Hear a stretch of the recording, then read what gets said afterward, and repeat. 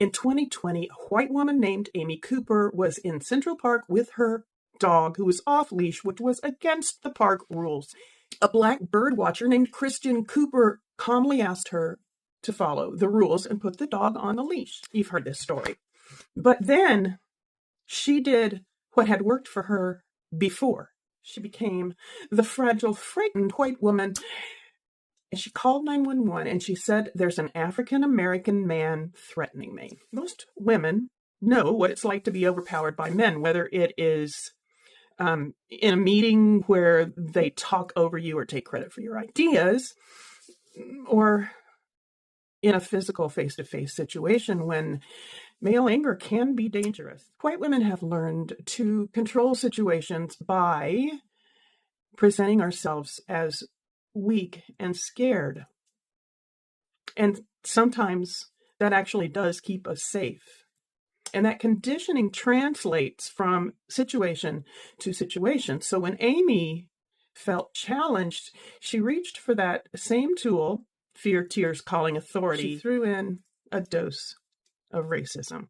It was a big dose. Black men are in danger when that part happens. Is not her learning. That part is the society we live in. Patriarchy taught her how to survive power. White supremacy made that survival deadly for someone else. What started as personal protection became a weapon when it went out into the world. When men feel threatened, women pay. But when white women feel threatened, quite often black men pay. White women live under patriarchy. We also benefit from white supremacy. Both are true, and they're part of the same tapestry. If you want to understand racism, you've got to understand first that hate isn't going to show you any answers. Hate is a symptom. This stuff starts with power.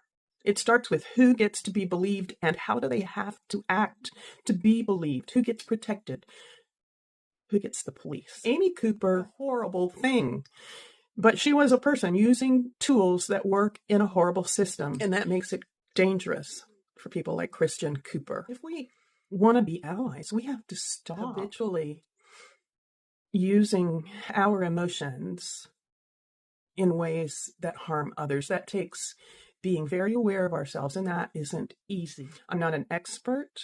I am a learner. You can be one too. Get curious.